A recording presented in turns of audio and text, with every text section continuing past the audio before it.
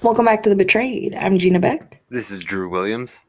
Thank you for listening, liking, commenting, and subscribing. I appreciate y'all, especially the reviews on Apple Podcasts. It really means a lot. Yeah, and thank you guys again, like always, for the continued support and the hashtag Banana Cats. And if you have a story that you want to be told, make sure to go to the description, hit our socials, and message us, and we'll get back to you. Absolutely. How are you, Drew?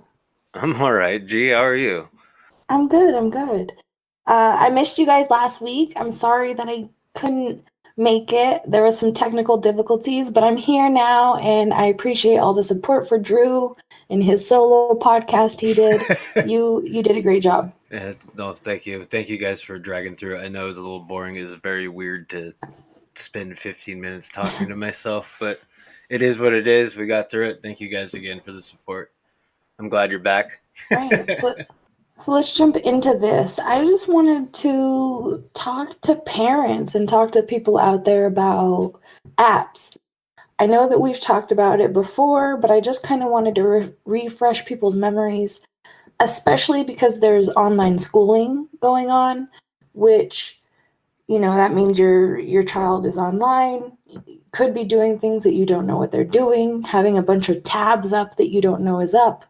Maybe start checking history, and if they know how to delete the history, then, you're out of luck there, but maybe just keep an eye on their computers, teach them about fake profiles, especially. I mean, Drew, you come across fake profiles, right? All the time. I think almost any adult on social media probably gets them in their inbox at some point, probably almost weekly. Even I do. I get tons of requests from fake profiles, and teach them about links. Don't just click on any link that anyone sends you. Make sure that you know the person that's sending you a link, because nowadays someone can send you a link and say, hey, is this you in this video? Or, hey, check out this YouTube video. It's Lady Gaga, right? Just pointing out something, for example. And then you click on it thinking it's something it's not. And it takes over your computer. And now that person has your passwords and they're in your computer, and I don't even know what people really can do. Your stuff is hacked. You got to change passwords. Maybe you lose accounts. So it's just really good to be aware of links, fake profiles, things like that. I think you guys get the gist, but I know that you guys might be aware of it, but make sure your kids are aware of it, because like I said, with online schooling and just being left alone at a laptop, I'm sure you're not exactly sure what all they could be doing or hiding or deleting. So just be aware of those things. And some apps to be aware of is everyday common known apps. TikTok, Kik, K-I-K, WhatsApp, Instagram, Snapchat, Facebook, any dating app. Literally any app with a chat log and a way to talk to people. You should be monitoring that always. And what are some apps, Drew, that's good to download to pay attention to your child's app? It's Custodio, right? Custodio is the main one. And then I sent you a link a little bit earlier. There's actually quite a few of them now. There's actually some that are better rated than Custodio now. For Apple users, specifically iOS, for like iPhones and things like that, there's one called Net Nanny Parental Control. It's about $54.99 a year, I think, per device. So it's not really cheap, but I don't know how many devices your kid really needs. But I think it's worth protecting. For Android-based ones, there's one from Norton Family. It's $49.99 a year, and it's very, very similar. And then there's some more bargain ones. There's Kaspersky Safe Kit, and that one looks like it's about $14.99 on average. You can get it through Amazon and things like that. We'll link this in the description. And then the last one that they had was Custodio. And Custodio has, I guess you'd call them tier systems. There's like the basic one a year, $49.46, and then it goes all the way up to $124. But I think that includes multiple devices. And I honestly, if you've got the money and you can spare it, I think they're probably all worth it because anything that just back you up because you can't be there all the time. My family even uses apps like that, and they were able to, on a map, you can see the dot of your child. Like you can choose, their own little avatar or whatever on the map, and then you can see them where they're at, specific locations. You can see if they're in a car driving, if they're walking. You can just see everything. And it's not, I don't think it's an invasion of privacy if they're under the age of 18, under your roof, and you want to make sure your child is safe. And I believe, if I'm not mistaken, all Apple phones with their parental control, you can also set up the location thing. So as long as they have their phone, just like with any of these apps, you should be able to find them. A lot of people don't take advantage of the already like embedded parental controls. There are a lot of them. There are a lot of Right. options now. And just know that there is hidden safes, hidden safe apps, which I know we have mentioned before, but it's good to bring up again. Not only should parents know for themselves that they can use it to be able to hide your parental apps that you're downloading. Say you have to download one on your child's phone and you're worried that they might try to hack into it or they might see it and it might cause an argument you want to avoid. You can download a safe app, which looks like a calculator, looks like a settings button, or looks like something that they wouldn't touch. And you can hide those parental apps in the safe app, but also be aware of a child knowing to be able to use that and hiding dating apps, hiding Instagram, hiding Snapchat. So make sure you're clicking on apps that's on the phone and you're taking a look at the apps so that you know if they're hidden in a safe or not. Yeah, research. If you see something that seems a little off, I mean, a quick Google search, you would be surprised what it would bring up almost instantly, especially with things like that, because you're going to find kids talking about it too if it works well. So it's always worth it. And there's new ones coming out all the time. Like even if we listed off some now, there would be new ones by the time we release this. Exactly. And I've had parents come to me asking me questions about how to teach certain things to your child. And something that I recommended to them, to a few parents that have came to me, is Googling news articles that are similar to your situation. So, say you're having an issue with Snapchat, okay? Google news stories about Snapchat and have your child read them and you guys talk about it.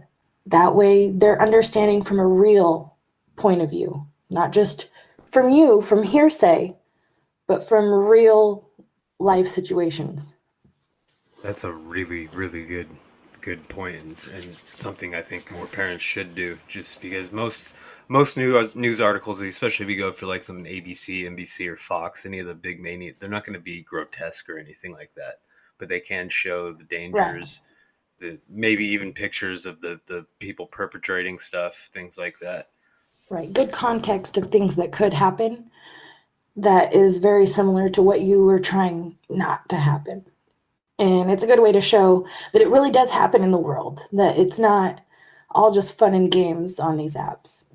This kind of segues me into another thing that it goes all along with everything. This was actually released last year in October, and it took place in Australia, but it included Canadian, British, American, and Australian cybersecurity professionals and hackers. The title goes, "Police turn to hackers in Australia's first crowdsource attempt to find missing people." For decades, the traditional missing person poster has been used to enlist communities' help to find individuals who may be in danger. But with more than 2,600 Australians now listed as long term disappearances, the federal police are trying with what they hope will be more successful tactics, turning the search into a game. More than 350 internet sleuths and ethical hackers, hobbyists, and professionals gathered at 10 locations around the country last year on Friday in a national missing persons hackathon. The aim was to generate leads for 12 of Australia's most frustrating cold cases using sophisticated but legal methods of trolling the internet, trawling the internet, excuse me. The organizers said the results were astounding. 100 leads were generated every 10 minutes, and the competing teams worked. Police overseas have used crowdsourcing in the past to help with isolated cases aided by these largely volunteer open source intelligence gathering enthusiasts. But Lina Canova, the Canberra Cybersecurity Innovations Node, said the Australian event was the first of its kind to be deployed on a national scale. No other country has facilitated this before. Participants, including information security hobbyists, security professionals, corporate teams, and just generally members of the community and students. It is all within the perimeters of the law. The only information that is being provided to the hacker is publicly available information. What is OSINT? OSINT is open source intelligent information gleaned from public sources, largely websites, and relatively new form of spycraft. Its techniques are used in intelligence agencies but are growing by an army of hobbyists and professionals such as private investigators. The art of OSINT shot in Providence last month when it was used to verify a video revealing the mass detention of allegedly brutal treatment of Uyghur community in Western China, which Chinese official had denied.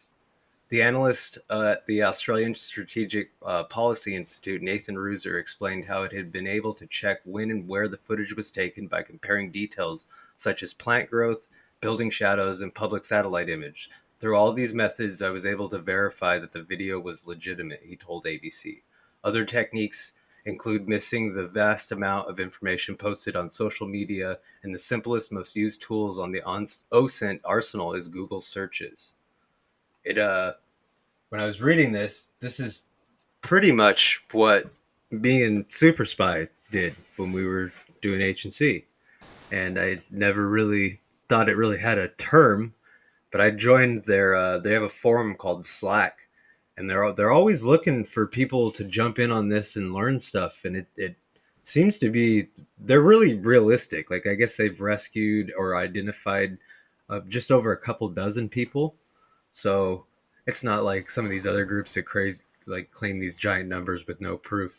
They're all this stuff is very you can see everything. It's very public. Nothing's super secret, and they're not hacking people. They're just searching through social media, pictures, things like that. So where can you find this group? They're called Trace Labs, and it's tracelabs.org. We'll leave the link in the description, and there's also their YouTube. Their YouTube's more really for people that are really into like joining it. They're a little dry, but we'll also link a video that was from last year from one of their hackathons where they were using 12 real missing people, and what they were saying, it's like a capture the flag game. Like depending on what information you get, the team is awarded points. Like I guess it's a fun way to actually find people and like make some real change. I thought it was really cool. Interesting. That is really cool. That's amazing that people are actually taking the time and learning these things and executing them. I mean, I remember when we did an episode on that documentary about the cats, right? On Netflix. That was just a Facebook group. So, and that was amazing to see. So it's cool that there's a whole organization online it's super similar to that, and it could be everyday people with real jobs who just come home and want to help. So It is just that. I really I joined the forum, and when you join, like you basically there's I guess like a verification process. I haven't gone through all of it. I'm sure they're going to ask me for some more stuff, but you go. The first thing you have to mhm. go is their introduction board, and I went back and checked today. There's a bunch more people signing on, saying hello, and it's everyone from stay-at-home moms to full computer security professionals and things like that. They seem very welcoming if you're serious. They don't take trolling or anything like that very well, but that's what you want. You want that stuff removed. So it's very cool. I'm excited to learn a little bit more from it. That's cool. Keep us updated on what you do learn from it and what you end up doing, and I'm sure it'll inspire others to keep on trying to check it out. Yeah, absolutely. The word of mouth thing is probably the best thing for it.